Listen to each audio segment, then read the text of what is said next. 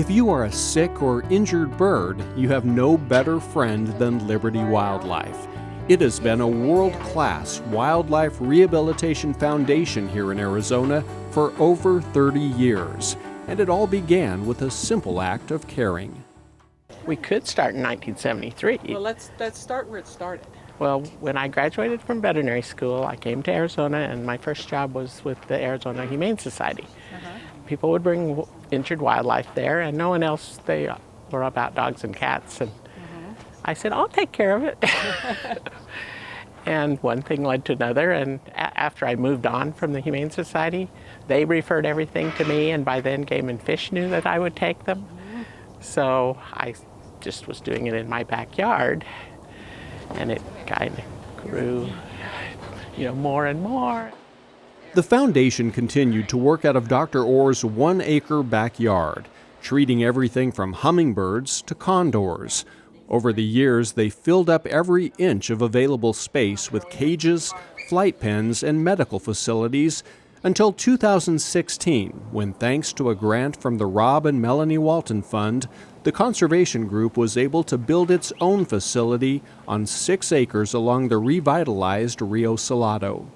We had a dream early on when it was starting to outgrow the backyard that we needed a place, a permanent place. We needed a place where this could go on without us, that future generations could keep it going. Because it was clear from all the volunteers that there were lots of people out there that would help. Jan Miller is the foundation's animal care coordinator, and she oversaw the treatment of more than 6,000 animals last year. The heart of the old place is still here, but obviously the aesthetics of it is amazing. We're capable of doing so much more.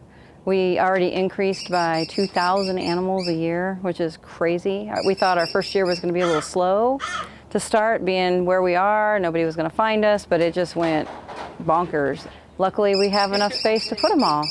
And, having the availability of having a digital x-ray machine and a surgery table here, we no longer have to outreach to the veterinary clinics and help. And they come in here and help us out here. So, the ease, the treatment that the animal gets is quicker. It's hand over fist. It's so much better. It's so much better. Sometimes all a young bird needs is a new set of parents to teach it the basics and to care for it until it's time to find its own home in the wild.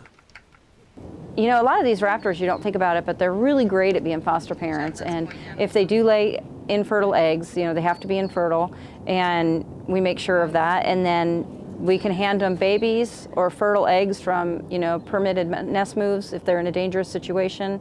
And these parents just take it right away. It's funny because they'll be sitting on a little egg, and you take the egg away and you put in this baby, and all of a sudden they're like, oh, it hatched. And they immediately go into parenting mode and start feeding and cooing and making the correct noises. And then those babies, long time ago, you used to have to feed and wear camo and use a puppet.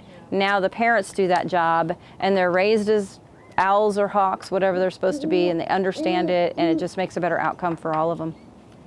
The new facility not only offers increased care for wildlife, but now the public has the opportunity to visit and learn more about some of the critters they share our great state with.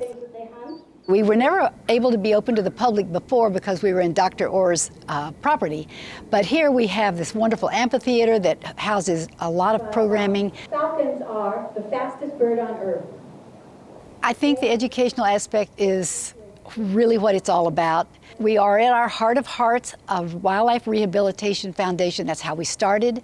But what we realized early on, it was generally the public that, or some kind of conflict with civilization that gets most of these animals in trouble. So we realized that the ideal thing would be able to teach people about the beauty and the benefits of native wildlife, and maybe they'll be more careful in what they do. We try to teach a lot of lessons about what gets these animals in trouble, sticky traps, little things that you can do that would make a huge difference.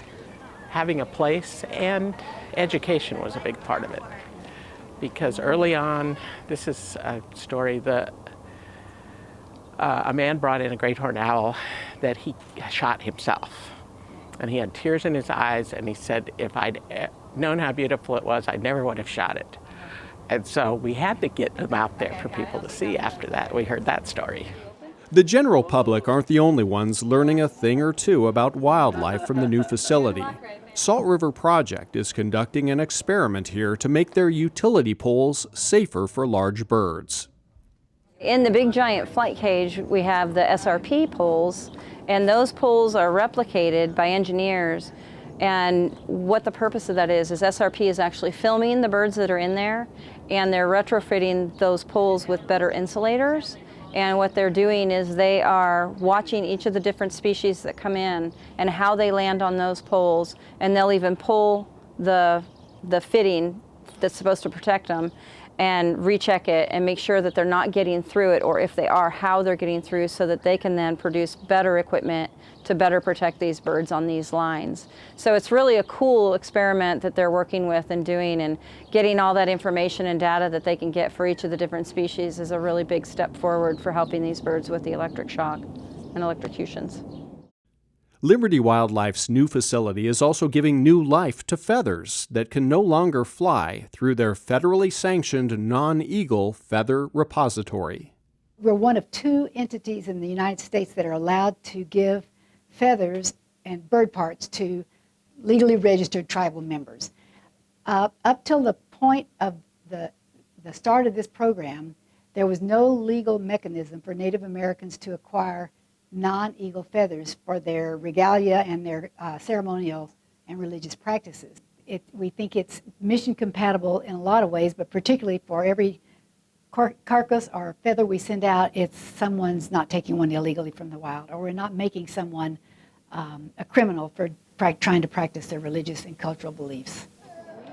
Liberty Wildlife's mission is to nurture the nature of Arizona through wildlife rehabilitation, natural history education, and conservation services to the community. They have even taken that a step further by designing their new buildings to be as environmentally friendly as possible. So when we set out on this adventure to build a new facility, one of the things we knew we wanted to do was to be as green as we could be. Sustainability is a huge issue with us. So really, you can come to our facility and you can see cool wildlife and you can learn great educational things, but you can also see sustainability in a working building, and it's been greatly successful. People really seem to enjoy themselves here. No one goes away unimpressed. Many of the birds that are treated here are brought in by the public, like these baby hummingbirds that were blown out of their nest. Liberty Wildlife has also become a valued partner with Arizona Game and Fish and other wildlife organizations for their work to help treat and return to the wild large raptors, such as bald eagles and California condors. When it comes to releasing the birds, that is, with the adult animals that come in, we try to make sure they go back to where they came from, as long as it's a pretty safe environment.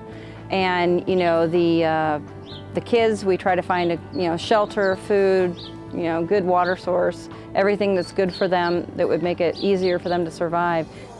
Some of the animals that come into Liberty Wildlife are not able to be released because of their type of injury or other circumstances, and many of those will remain as wildlife ambassadors.